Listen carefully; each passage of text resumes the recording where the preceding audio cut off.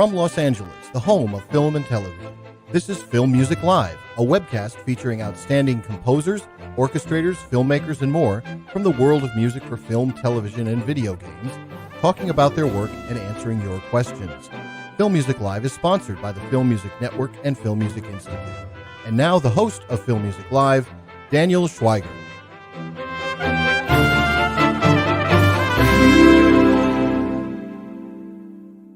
Hey everyone, I'm Daniel Schweiger, and welcome to Film Music Live, the show where you get to ask the questions to today's top composers. I'm happy to have you here.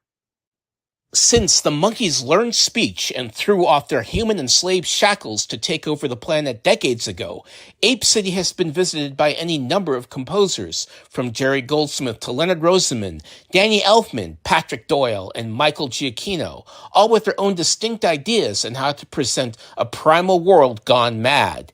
And in the process, Oscar-winning makeup has turned to astounding CGI to convey an epic guerrilla takeover, no more so than with the new visit to the kingdom of the planet of the apes. It's an impressive first time through the time warp for filmmaker Wes Ball, who's brought along his Maze Runner composer JOHN PAESANO into the Forbidden Zone with results both majestic, terrifying, and emotional that musically paints the primates as very human indeed. Best known for his thrilling superhero work on Netflix's live-action Daredevil and The Defenders, as well as SpiderMan and Michael Morales' video game incarnations, some of Paesano's other credits include the game's soundtrack for Detroit Become Human and the shows Penny Dreadful, City of Angels, and Invincible. It's a talent for the fantastical that's never been bigger than for Kingdom of the Planet of the Apes, which pays particular homage to Goldsmith and Giacchino while finding its own powerfully melodic way with the quest of a hawk-wielding tribe's prince and a human woman with her own agenda into the domain of a gorilla with dreams of conquest, giving Paesano the chance to flex his symphonic muscles in any number of musical set pieces. It's a score that stakes JOHN PAESANO's majestic claim on an iconically long-running Hollywood franchise that only keeps getting better, no more so than with its scores. And now here's a composer with his own kingly evolution of ape scoring. Welcome to Film Music Live, JOHN PAESANO. Hey, how you doing? Good to see you, Daniel. It's great having you here, and again, congratulations. It's really a pretty incredible film and just a great, truly epic score. When you got this assignment, you had done the Maze Runner films with Wes. I mean, I guess let's start and go back to that. Tell me about building that trust that in essentially a post-apocalyptic scale. Yeah, I mean, my time with Wes started, probably that might have been around 2013. We hooked up and started working together on the initial Maze Runner films. And, whenever you work with a director, it's about the music, but it's also about that relationship, and Wes and I think we work so well together because we both grew up on all of the same stuff and we had a lot of the same goals when it came to like how we wanted music to work in the movie, and not just in that movie, but just in general in film. We both grew up on the same material. He was the one thing about Wes, he is a huge film score nut. I mean, he knows more about film scores than most composers. And he really is kind of a not just a connoisseur, but also just a student on how scores work and how they work, not just as a listening exercise, but also how they work in film. And there is a huge difference to that. And so, we both grew up on the same thing. We both grew up on John Williams. We grew up on Jerry Goldsmith. We grew up on, and not just composers, but Spielberg and Zemeckis and James Cameron. And so we just kind of had this common goal and kind of love for a lot of the same stuff. So when it came time to do Maze Runner, it just seemed like a really good fit. And, anytime a film composer works with the director, that is such an important part of it. I always call it, there's a pairing that has to go on. Sometimes you might have the best director in the world and one of the greatest composers, but if they don't have kind of like a common, language or a common interest in some of the things they love, sometimes that doesn't work as well as you think it would. So I feel like the that commonality that you can have with each other is just as important as, the music aspect of it. So I feel like that was kind of the one thing Wes and I really shared. And then, almost 4.5 films later before we got to 3.5 films later before we got to Kingdom, we just had a chance to kind of, solidify that relationship. Wow. Well, I mean, obviously you've got to go back to the Alpha and the Omega, not the bomb of the second film, but the Jerry Goldsmith score of the first Apes, which brings us to our first question from Ivan. Which Jerry Goldsmith original Planet of the Apes theme or orchestration technique attracted you as a composer and a listener? Because I imagine, you're going to pay homage, but you're also going to do your own thing. And we'll talk a little bit later, but you did that brilliantly in the score. Yeah, I mean, I think the one thing that we took from the Jerry score, it was kind of twofold. It's hard to listen there. It's hard to listen to that score, and just from kind of like a first listen without kind of studying it and getting too into it. One of the amazing things you hear from it is Emil Richards' percussion, right? I mean, it's like it just jumps out at you. It's kind of at the forefront as a listening experience that just completely jumps into your face, and you just can't ignore it. And then that kind of gets you to study and understand what, the lengths that they went through on that score to kind of accomplish that sound. And when the process for this film kind of first started, one of the things that me and my music team decided to do is we had to go to LA Percussion Rentals and look at Emil's collection of percussion that he used on that film.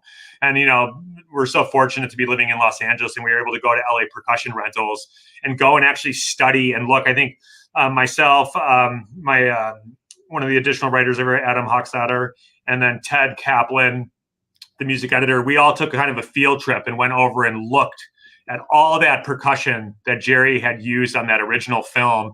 And we could hear how it sounded. We could hear the different playing techniques on it. And we really studied it. We were kind of in a different situation because we couldn't record anything in Los Angeles. We had to do everything in Australia, but I still wanted to go and hear all of that percussion just to get a sense of kind of what it sounded like. The second part of the equation with the Ape score was really delving into Jerry's tone row. And, to people that aren't completely familiar with it, when Jerry wrote that original score for the original Planet of the Apes score in 1968, he had developed a tone row, which is basically we'll simplify it. It's almost like a musical scale that he made for that film. And there's rules that kind of went along with writing, and it's a style called serialism that he applied to that score, which at the time was like completely groundbreaking. I'm surprised he was able to talk the studio into letting him do it, being a composer that's kind of come up in the modern era.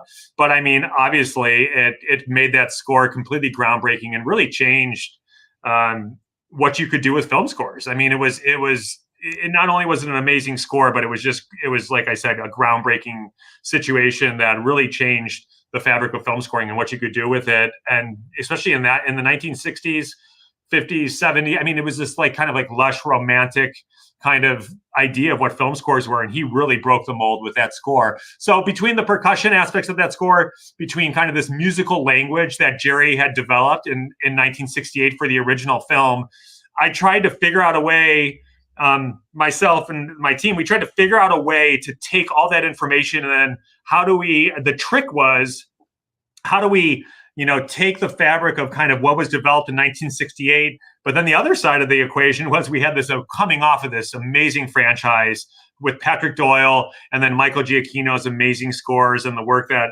Matt Reeves had, come off with, especially with Dawn and War, because it was kind of like that canon we were kind of coming off of into this film. And we had to figure out, okay, well, we have this whole other fan base coming over into this film as well. So how do we bring those folks along too without completely abandoning the brilliant work that Matt and Michael had done? And so it was this delicate dance of how do we bring Jerry along? How do we bring Michaels along? And then at the same time, how do we kind of forge our own path forward? So it really was an exercise in honoring kind of what has come before us, and then trying to figure out how we can take all this great musical legacy and bring it into a new world that we're creating. Now, on the note of the great Emil Richards, Louis Forcinelli would love to know, did you use any unusual instruments for the score of Kingdom of the Planet of the Apes? What were some of the more unusual things you found for this? Well, I think, there's it's funny enough. One of my other colleagues that's in the room next to me over here, he bought an instrument, Adam Hochstetter, he bought an instrument called a rotor cord. And it's this giant circular instrument that you kind of use a pedal, almost like a washing board, and it spins this cylinder. I don't know what you would call it. It's kind of like a wooden cylinder structure that has strings along it, and you can hold a bow, like a violin bow, up to it and kind of pedal on it, and it spins the wheel, and you hold the bow up against it, and it almost is kind of like almost like in a fashion of a hurdy-gurdy, but it kind of produces a very different sound. That was like an instrument that we kind of brought into it.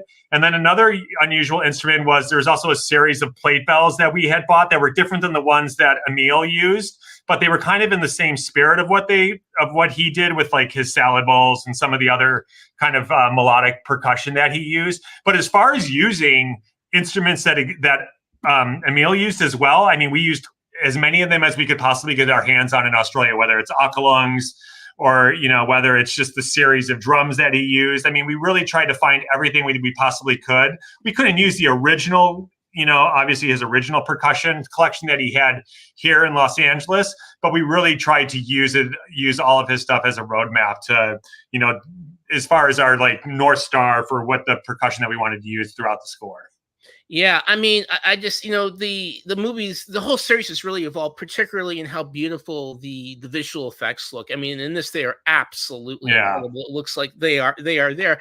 And, you have your own incredible experience, scoring any number of great video games. And this essentially is a giant special effects piece, which brings me to a question from Aaron Cruz. How is the spotting process different for film than it is for video games? And I mean, I've talked about this a lot in some of the print things that we've done, and it kind of gets into the weeds a little bit. So I think it's hard for people as in a print situation. So I'm glad he asked the question because it gives me a chance to explain it. In a very, very, very unusual way, video games and scoring a heavy visual effects film like Kingdom of the Planet of the Apes, where it's not, you've got to remember the Matt Reeves films and the trilogy that kind of came before this, it was almost half apes and half humans. So you kind of have this apes living in a human world. When we did Kingdom, I mean, it is like 90% apes and maybe 10% human. So the amount of visual effects shots that we're dealing with on this film is gigantic. Listen, not to say that the Matt Reeves films weren't very visual effects heavy, because they were.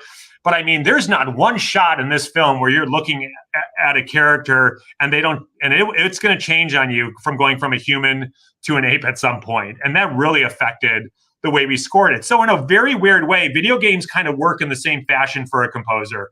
We aren't really working with finished product at any stage. I mean, the finished product is almost done after we're done scoring everything.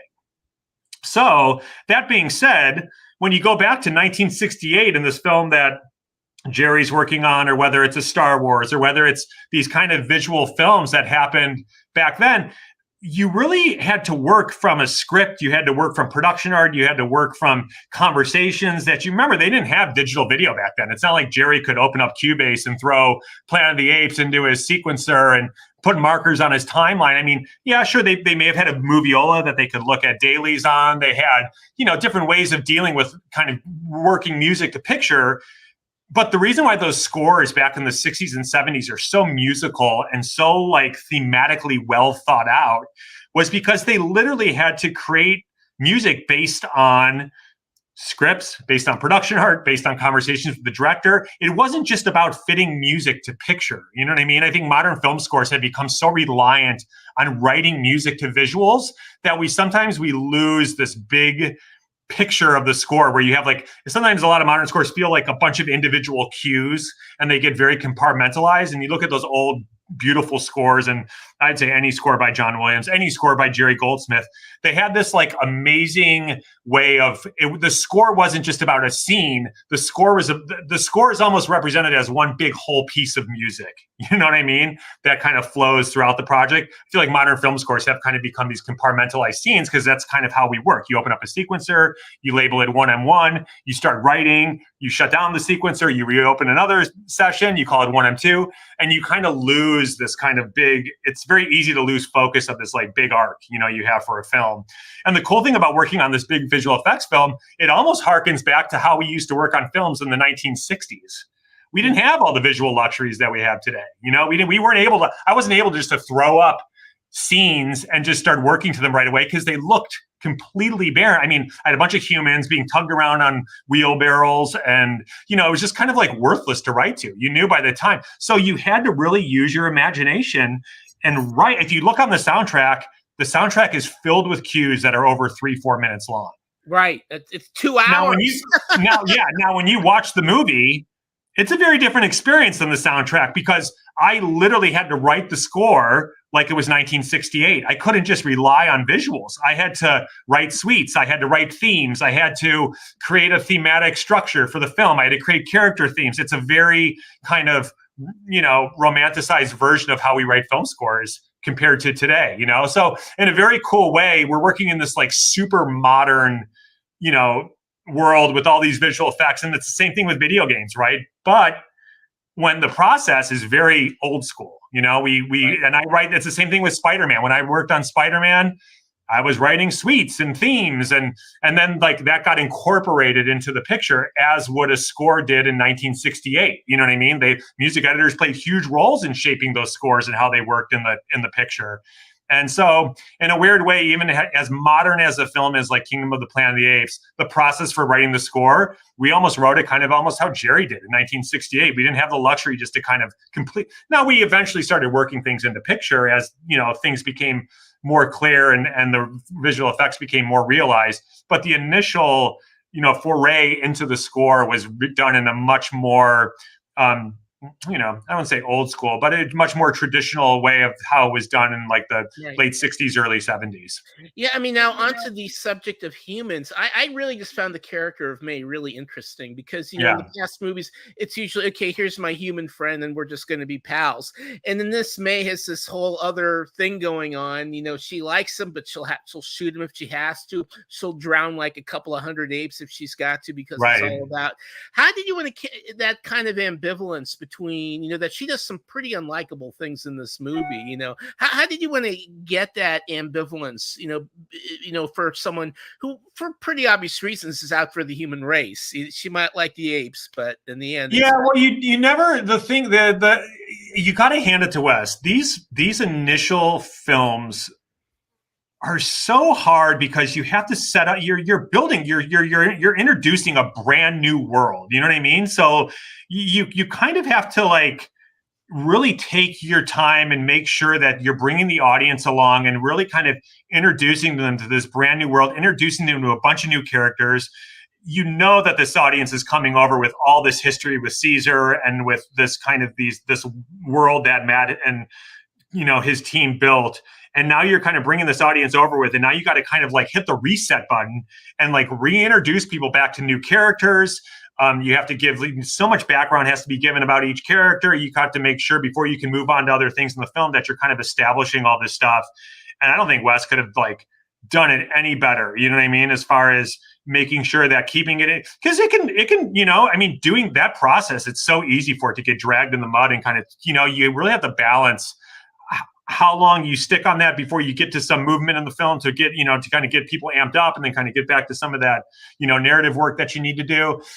And the same thing, we kind of had to do the same thing with the music. We had to kind of really make sure that our musical palette just wasn't jammed in people's faces, but we were kind of bringing people along, making sure that we were letting them know, hey, you're still in Michael and Matt's world a little bit, but we are going to be going to a new place. And you don't just want to like, I think for Wes and I, it was really important to make sure that the fans that were coming from the previous, from the previous trilogy didn't feel like they were just completely abandoned and gone to a new place.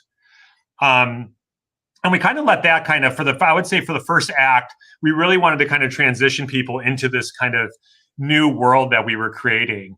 And you know, May was part of that. I mean, it was, you know, her character. I would say this. I would say the score is definitely focused more from Noah's perspective and how he's perceiving things. And we tried to keep it as centered as possible on Noah as much as we could. And I think we wanted to kind of keep people. We didn't want to be ahead of the audience too much and let people know exactly what May's motivations were. So I think with her, it was more about, she really doesn't get acknowledged completely musically until we kind of get to that third act at the end, especially when the discovery theme is basically, it's not necessarily May's theme, but it is kind of a theme of who she represents compared, to the apes. And it's kind of this discovering of a new world with apes and humans. And then obviously the full statement of it is at the end. So there was this kind of ambivalence to making sure that we didn't want to be too ahead of the audience with her and kind of let the audience kind of find her and then have the music complemented as we went along, if that answers your question. Yeah. I mean, because again, you just don't, like, in a way, the humans are the bad. She essentially is a threat, or however this is going to go in the future 9 movies. Yeah. This is the kind of next threat to Noah and his people. And May was more of a catalyst of representing the humans in the movie. Even though we don't know there's quote unquote humans in the movie, we just think there is a human. I mean, we eventually learn that they are kind of in the world and that they do exist. So we didn't want to score her like direct, you know what I mean? We really wanted to kind of keep her as more of a representative of the human race versus May, if that makes sense. Yeah. Now as the story progresses and as we move further on, that may change, but it is kind of, that was the initial idea, was we didn't kind of put a focus directly on her. We kind of let her represent the greater race. Thank you.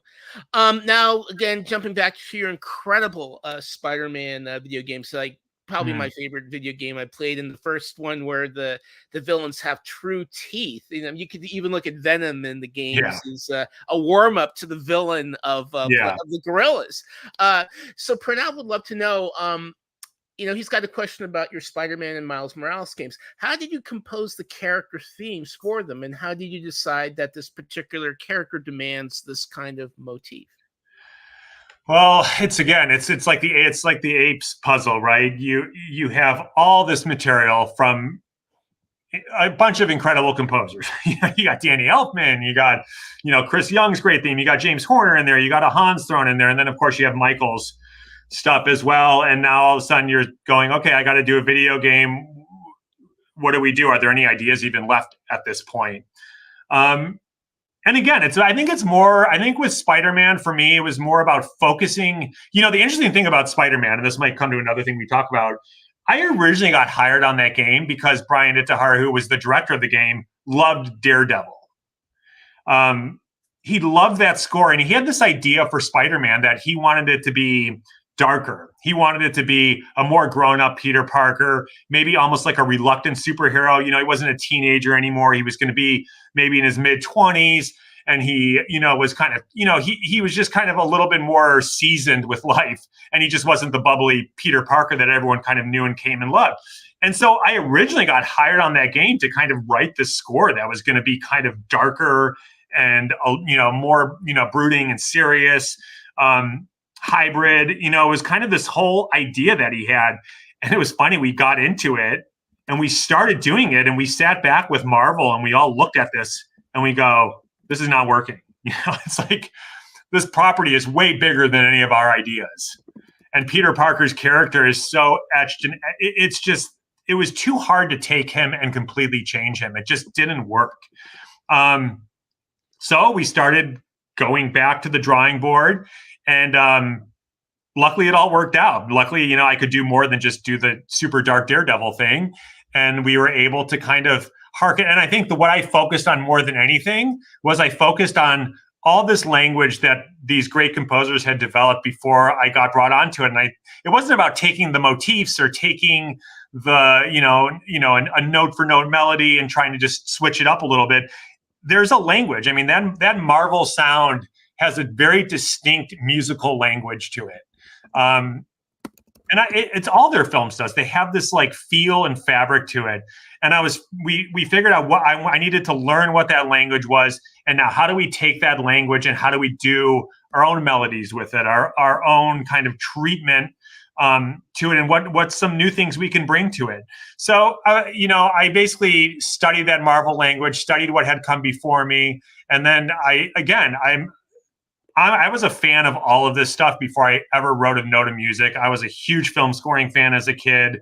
I listened religiously to film scores. I remember someone in high school I had these CD books in my car, and they stole all my CDs, and I was so upset about it. And a few days later, they ended up back on my car. None of them were taken because the guy probably got them and go, oh my God, these are all film scores. I'm giving it back to him. Like that's like my love for film scores growing up as a kid. And so I've always been a student of the game. And so whenever I go into these projects, I always come at it from a fan's perspective. I never come at it from a composer's perspective. I always come at it from, if I was a fan, what would I want out of this score? And I would want what Michael did. I would want what Chris Young did. I would want what James Horner, I want that. I love that stuff. I wouldn't want to just like abandon it and just completely do something different. And I think if it ain't broke, don't fix it, type of mentality. But, we did still have to bring our own language to it. We still had to kind of bring our own melodies to it. We still had to bring our own thematic, 30,000 foot kind of plan for what we were going to do with this score from just a story perspective. So, but I did approach it by trying not to ignore the past, trying to bring along some of the parts we really enjoyed about it, but at the same time too, kind of how do we take this into a direction that gives at least the fans something new to kind of sink their teeth into. So. Well, again, it's great. I mean, I have to tell you, nowadays, if they break into your car with the vinyl collectors, they're just going to take the covers and the art. They're going to leave the music behind. Right. I'm convinced they're buying this for the amazing art and the design work. Oh, yeah. No, Adam, who works with me, I keep pointing over there because he's in the room next to me. He's got like an amazing vinyl collection. And it's so true. It's like, the vinyl stuff, I'm so glad that they're doing it because we don't get the physical releases anymore. But I mean, the vinyl stuff, the vinyl thing on the Kingdom of the Planet of the Apes vinyl, not to plug it or anything, but it's amazing. I mean, the amount of like work that goes into the artwork and the liner notes it's just so cool that we kind of still have that. So, and it's even more cool for a Planet of the Apes film because that's kind of part of it. You know what I mean? Like that Jerry fabric is just so cool on these kind of, vintage re-releases where you kind of get to kind of play in that sandbox a little bit. So I'm glad they did it in like the original Planet of the Apes kind of color scheme. And it's really cool. They did a great job with it. When is that going to get released? They did pre-orders just opened up like a week ago or not even a week ago, probably 4 days ago. And I want to I think they said they're going to be releasing it in, I could be wrong. I want to say maybe September, but it could be sooner. I can't remember. I have to look. And I want to give my props to Adam, who was actually a recordist for when this was an He told me. show. Yes, he Adam told me. Yeah, awesome. So please give him my props. Super talented. He's like my right hand guy, and these scores are brutal when it comes to getting them done. Like we wrote close to 3 hours of music for this movie, and granted, we had because I had been working with Wes in the past. We had a good amount of time to do it. But these film scores are just getting, and again, we would write cues. They seemed like they worked perfectly. And then all of a sudden, all these human characters that were in this performance capture started turning into apes. We'd have to throw the cue out. It just wouldn't work anymore. You know what I mean? So these big visual effects movies, they're so tricky because you're never really writing initially to what you're seeing. You know what I mean? You're kind of, and when you're writing, the difference between writing to a bunch of humans having a conversation versus to writing to fully rendered out, apes was completely different. I mean, the score had to be written like a couple times for us to kind of find that magic, combination. These are very different movies than War. And Dawn and Rise. It's a very, very different. Caesar's a much older character. Noah's a young adolescent ape. The worlds are completely different. This isn't. I mean, I love Michael's scores for Dawn and War. I mean, they're they're my top 10 score. I mean, I love them. They're like incredible. I remember like one of the first things I thought of when I got this film was, oh my God, I've said this before. I get to do a Planet of the Apes film. This is like any composer's dream. And then the immediate second thing you think about is, shit, it's Jerry Goldsmith. It's Michael Giacchino. The fair sets in, and you start to think of all like this amazing legacy. So, but you realize you couldn't just do what Michael did for this movie. It was such a different movie. You know what I mean? It was such like a different puzzle to try to figure out. But at the same time, like I said earlier in the conversation, you still knew you had to bring over some of that DNA into the film as well. So it was a delicate dance to do all that stuff. And then, we realized like when we got into working with the Apes and when they did turn into Apes, the structure of the music, like I said, would have to change. And you just realized it was a very different art writing for humans versus writing for apes in these sequences. Yeah, I mean, this is like 2 hours of digital goodness. And, it sounds just great. And Sergio would love to know, what was the experience like of recording this in Australia? I mean, it sounds terrific. It was great. I mean, hats off to Australia. I mean, we threw so much music at them. And also too, I got to give huge props to Booker White, who was our librarian, to Pete Anthony, who did an incredible job with orchestration. We had just like Tim Davies. I mean, we just had a remarkable team, and the Fox music department too as well. I mean, it was like all hands on deck, trying to take this giant Bohemian score, taking it to play. I had never recorded in Australia before. And they just, I'll tell you one thing, this is like a great thing for young composers to hear. One of the things we really wanted to do with this score, one of the things Wes loves so much about Michael's score and Jerry's score, he loved the production quality of it. He loved the idea that there was an inherent like liveliness to those scores. It wasn't completely on the grid. You know what I mean? It wasn't completely striped out and tightened. And, it was like this old school recording philosophy where you put these people all in a room, you give them music and you have them perform the music. It wasn't done like a lot of modern film scores today are so striped. You know what I mean? Okay, French horns, you play. Okay, great. Okay, trumpets, you guys play. Okay, great. Okay, strings, you guys play. Okay, great. And you take all this stuff and you tighten it up and you put it on the grid and you work the hell out of it and really edit it. We really, really, really focused hard on making sure that this was a very organic. Can you tell I'm Italian? I keep using my hands to talk. But we really focused on making sure that this was we really wanted to score it. We came up with a motto during the process of writing the score. Pete Anthony, our orchestrator, came up with it. Anytime I started questioning something, because I don't get me wrong, I stripe. I mean, I stripe tons of scores, video games. I mean, every single instrument in the video game is striped. It's not that I'm opposed to striping, but every time I kind of fear would set in, I'd say, "Oh my God, I don't know am I going to be able to edit that? Pete would always come up to us and say, "What would Jerry do?"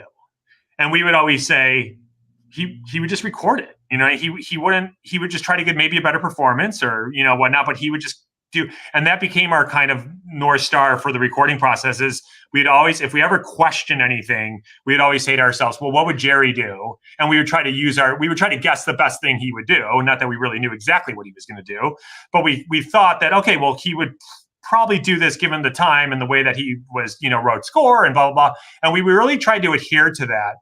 And, a perfect example, we use Echoplex, just like Jerry did a lot in his scores. I think it's called an EP40. I could be butchering that, whatever it was, but he used a tape delay in a lot of his scores where he used the most famous one is probably Patton, where he would do the trumpet. He used that tape delay and it kind of became this interesting thing. So an Alien, he uses it a lot. So I really wanted to use the tape delay. I focused a lot on it in the beginning stages of the score, that anytime we could do cool little woodwind rip or something, we'd use this tape delay on it. Modern, the way we would do in modern is we would stripe whatever we want, whatever the instrument was that we wanted to feed to the delay, we would just stripe it. And I started doing that in the beginning stages of recording. Okay, the winds are going to do this figure, but I want to throw it through the tape delay. So Pete, do me a favor, have the woodwinds just do that figure on their own. We'll record it and then I'll be able to treat it in the tape delay. And Pete would say, well, Jerry wouldn't do that. What Jerry would do is he would record the orchestra and he would just open the tape delay on that part when the flutes came. And if some of the strings bled in the tape delay, so be it. It was just part of the, and he was right. That's how you heard it in Jerry's score. He wouldn't like just stripe the flutes. He would just use that tape delay on certain parts. So that's how we adopted that, you know, and it scared the shit out. I mean, it scared the hell out of me. I was just like, oh my God, but what if I can't tighten the flute part if it's not perfect and blah, blah, blah. So like, and I remember John Chapman, our engineer, who did an amazing job as well, really got behind it too and was like, no, man, like just do it that way. It's going to have so much more character. And so we really kind of, when we were in Australia, it would kind of coming full back to the question. When you let these musicians play how they're trained to play, they're all trained to play together. They tune off of each other. They perform all together. The strings listen to the horns. The horns are listening to the tin player.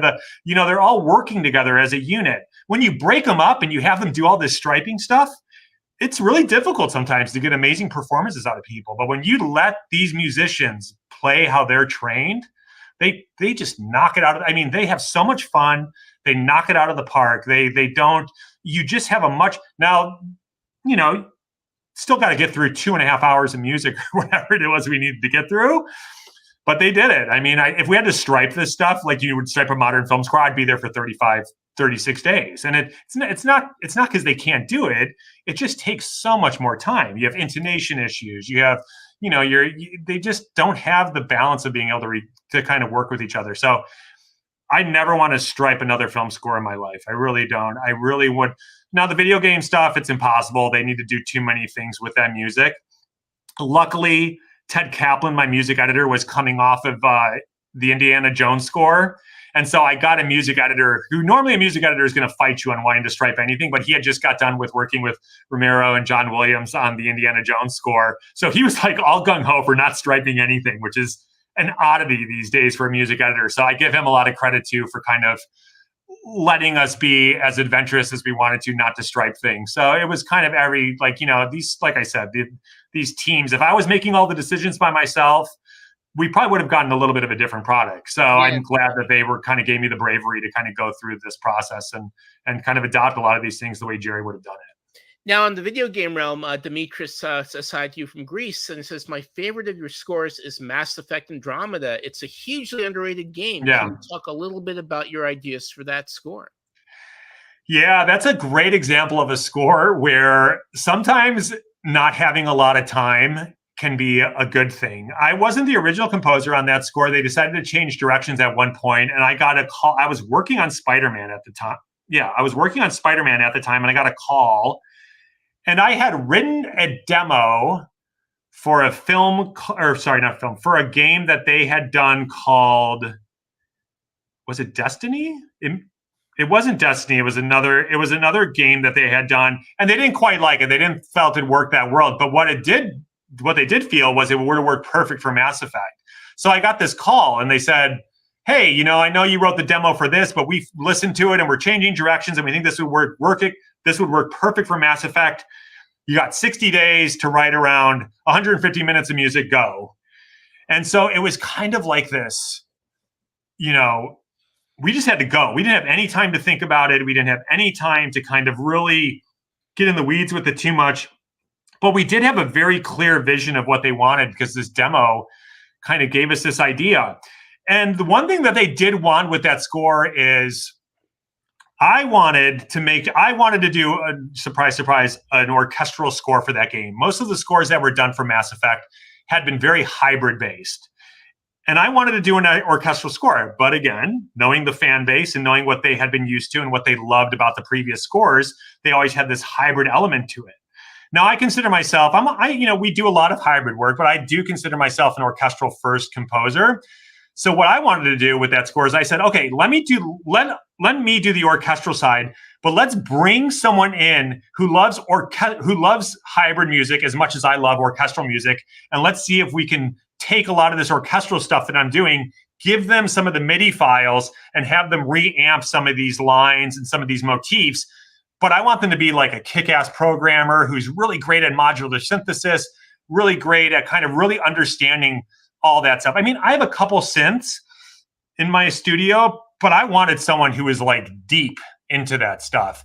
And so what we did is we found a guy up in Northern California who's got this synth collection that is just incredible. I mean, like he's got he built a house in the back of his house, and he's got all this vintage synth gear. And so what we did is we took a lot of the orchestral MIDI and we started feeding it up to him, and he would just take the MIDI and he would start programming and started building these like synth libraries, but from all this modular synth, all this modular synth and Euro racks and all these different synths.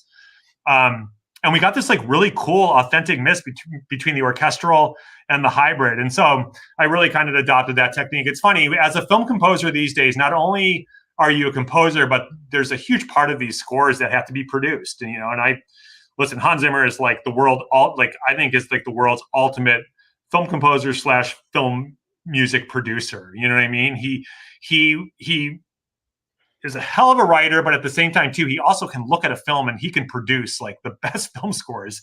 And you hear it in his work. I mean, he'll go from doing, a score like Boss Baby to a score like I just watched Dunkirk last night. You know what I mean? Like, I mean, can you get any more opposite than that? You know what I mean? Like, he is amazing at like looking at films, and I really admire that. And I think that's a big part of the job that young composers don't realize.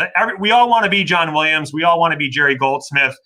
But modern film scores, whether we like it or not, they have a huge range of them now. You know what I mean? Like when you get called into, listen, when Wes wanted to do Planet of the Apes, it's not like he was just like, okay, we're doing Jerry Goldsmith right away and that's all we want to do. No, we tried stuff out like Dune. We tried stuff out like, a lot of different scores. It's not like we just settled on this.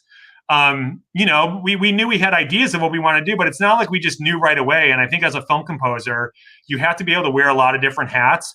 And oftentimes you get asked to do stuff that you might not be the best person at doing it, but you are the composer and you got to figure out, okay, if I'm not the best at doing it, who can I bring in here to help me shape out this section of the score? Who can I, you produce these scores as much as you write them.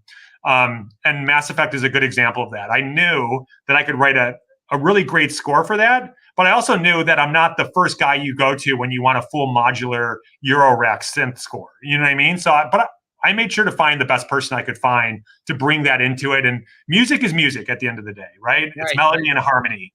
The textures, the sounds, the different things, all of that stuff. It's, as a composer, the world the world, it's just a sandbox. You can find so many talented people out there to kind of help you realize your vision on it. Now, Dale's family watches Ice Age of Mammoth Christmas every holiday season. Nice. Any memories you have of creating that fun score and in general composing for animated films? I mean, that was my first like real legitimate job recording live in town at the Fox Newman stage. And it was my first kind of relationship with Fox. I mean, honestly, that job that I did for them allowed me to even be thought of for the Maze Runner franchise because they had worked with me. It was a short, but we did it live. I think that was the big thing. It was a short. It was such a great way to cut your teeth because I was able to kind of work a big film production schedule, but for a small amount of minutes. And it was kind of this like great way to get your feet wet. And the funny thing is, I think they're still airing that to this day. I think every holiday season comes around, they still play it. But it was really great. That essentially like led to to Kingdom of the Planet of the Apes. It led to my relationship with Wes. It allowed the studio to have enough confidence to go, hey, we worked with John on this project. Yes, it was small, but he was able to write the music. He was able to get it recorded. He was able to work with orchestrators. He was able to work with copyists. He was able to work with a choir. And it allowed them to kind of build some confidence in me. I was young when I did it. I was probably, I say young, but for composers, I mean, I was probably in my like maybe mid-20s when I did that project. I can't remember. But it allowed, and I had done a bunch of work with Fox kind of behind the scenes up until that point as well. But I have fond memories of that project. It was another John Powell. I mean, you're coming off these like Ice Age scores with John Powell, who I've never met someone that can fit more notes on a page and sound so beautiful and musical at the same time. You know what I mean? So you listen to his scores and they're so intricate and technically, complex, but you listen to them and they're just so accessible to the audience. You know what I mean? And I love his scores. And again, it's like, God help any composer coming up today, because chances are you're going to be working on products like this that come with like legacies of composers that, it's like, imagine Michael. Like Michael had to work on Star Wars, like after John Williams. I don't care like what level you are, you're going to like run into just amazing. We're at a stage of film composing now. When Jerry Goldsmith started off, it was like the Wild West. It's not like there was like this whole history of incredible film composers that came before Jerry Goldsmith. You had a lot of classical composers. People would argue that. You got Max Steiner. You saw great composers. But now we're at a point, think of like the legacy of that film scoring has had. You're just, and being a young composer, like you just are constantly going to kind of like run into this now, So Ice Age was the same kind of a little bit of a feeling like on a smaller level, the Kingdom of the Planet of the Apes, not so much because of the composer that I was following, but because it was a smaller, more kind of compact project. Right. But it was still hard to follow John Powell for sure. Right. Now, Marcel Christian, you started off talking a little bit about Emil Richards, the amazing percussionist, but Marcel would really particularly like to know how the ram's horn worked in the score, and I just love your version of The Hunt. I'm surprised that no one else kind of. I think I could be wrong. Maybe Michael did use it somewhere. I can't remember. Listen, Wes designed that sequence. It was perfect for it. That sequence is like right out of the 1968 film. You know what I mean? What's really interesting about that sequence? That sequence was originally temped with the fairy cue from War of the Worlds, if I'm correct. Yeah. And we played it. And War of the Worlds, Daniel, you probably know. that score must be temp in more things than I can imagine, right? I think it's tempted Indiana Jones, because I heard a cue in there that sounded almost like, Like, I think John Williams even gets temp love with that. He has to match it. But it was really interesting, though, because Wes designed that scene so much like the 1968, I don't want to say so much like, but it's definitely a tip of the cap, obviously, to The Hunt, right? And musically, visually, costumes, like the whole thing had this, it just had that vibe to it. And I remember the first cue we wrote for that scene was more in the style of the fairy scene, the John Williams cue. And we watched it, and something just didn't feel right. Like it was like that sound, but paired with those costumes and paired with like the lighting and the way that it was shot. And it's just like, I would love to release the piece of music that was written for it, because it really is cool, but it just didn't work in the picture. And so all of a sudden it was like, we need to try to do, this is too much like the original film. Let's just start playing with the idea of adopting some of the Goldsmith stuff. And we started doing it. And all of a sudden the loincloths didn't look goofy anymore. They felt right. You know what I mean? The shots, all of a sudden, everything just like locked in and it all clicked into place.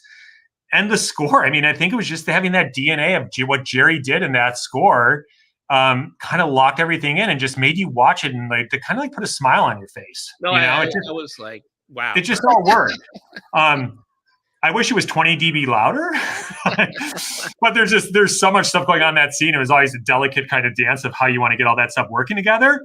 But the ram's horn, a perfect example, like it was just such a perfect place to kind of the shofar to kind of introduce that sound and kind of bring it back. And it was such a great opportunity to kind of like, it's so iconic to that film. You know what I mean?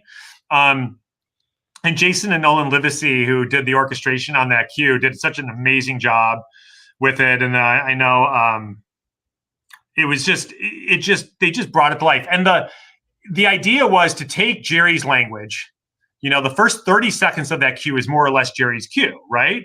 But instead of the piano, we're having low strings kind of replace the piano motor that kind of happens in the Jerry cue. We wanted to beef it up. It was really hard to kind of just take it Jerry note for note and arrangement for arrangement, because sonically, we are in such a different space in films now than we used to be in 1968.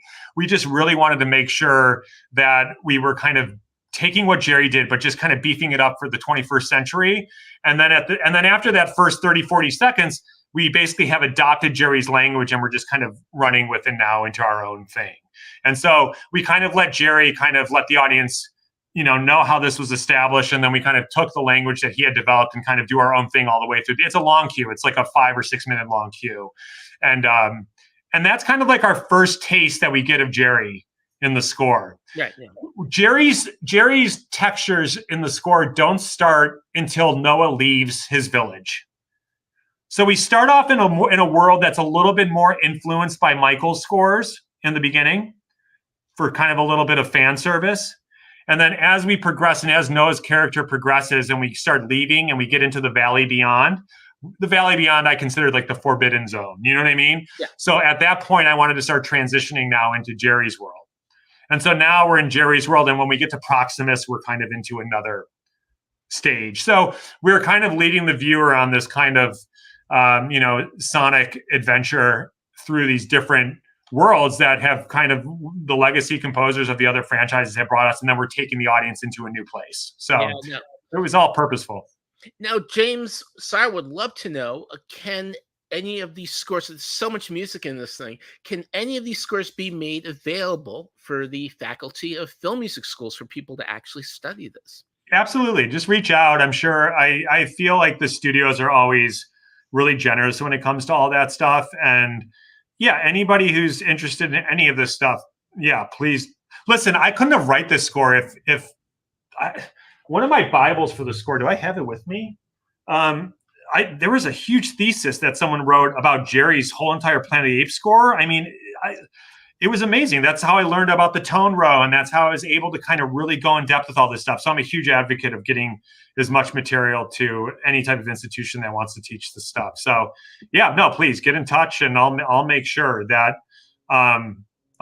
we get it out to whoever needs it. I think that our producer Dale, it's William Malpadet who did that. Yeah, absolutely. That's exactly who it was. I mean, it's amazing. A little anecdote too. Like I had one of the first things I looked at when I got into the score was there was a study that had been done by Emory University on primates and music and how they interacted with music. And there's a really cool study done that showed when you expose primates to traditional Western music that was done in like a 2/4 or a 4/4 rhythmic pattern, it drove them crazy. They left. They would go to the other side of the enclosure. They would try to get as far away from that music as possible. It just drove them nuts. They hated it. But then when you play non-Western, non-traditional music that was done in more compound time signatures, they gravitated towards it. They would go towards it. So when we started doing our Marauders theme, we made sure that we did it all in 11/8. It became kind of this, let's do it in like a style that they would find attractive. So all of our Marauder theme stuff is done in 11/8. And anytime the Marauders are on, screen with us, it's always in this 11/8 rhythmic format. So again, another thing that was done by a university. So absolutely. It just kind of goes to the initial question. Please get in touch and I'll make sure you get whatever you need. How would they get in touch? JohnPaesano.com or? Yeah, they can call. They can do. Kate's going to murder me in case she gets 500 emails, but it will be Caitlin at madoliveproductions.com. Okay, great. And it's KAITLYN at madoliveproductions.com. Just to wrap our show up, who knows if Caesar's dead? Didn't see the body float up from the thing. It's a pretty big world. You mean Raka? Raka, I apologize. Yeah. Caesar's like 300 years old, so he's definitely Proximus, Ersatz Elon Musk, the great Kevin Durant. If Caesar wasn't dead, I wouldn't be scoring this movie. Okay. You'd be talking to Michael Giacchino right now. Right. Well, you have a whole bunch of young hipsters in that satellite compound. It's a big world out there where 9 movies, where I can only hope that you and Wes will continue exploring. where does this music go? Where do you Yeah, want listen, Wes is a busy guy. I hope he continues exploring it, to be honest with you. I know they have ideas. I know him and Rick and Amanda, the writers, and Jason Freeman. I know they've all been kind of, talking. So they have plans for sure. And I can only hope, and our fingers are crossed, that Disney and Fox are going to want to obviously continue on with this. So I think the fans have spoken, and it seems like it's doing really great. So fingers crossed. I mean, hopefully we get to keep playing in this playground a little bit.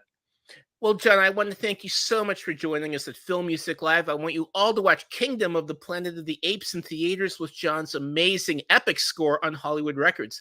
A big thanks to Jeff Sanderson at Chasen & Company, Sharon Summers and Brittany Rendak at Disney, our producer Dale Turner, and our graphic designer Mark Banning. And I'll be seeing you on the next Film Music Live.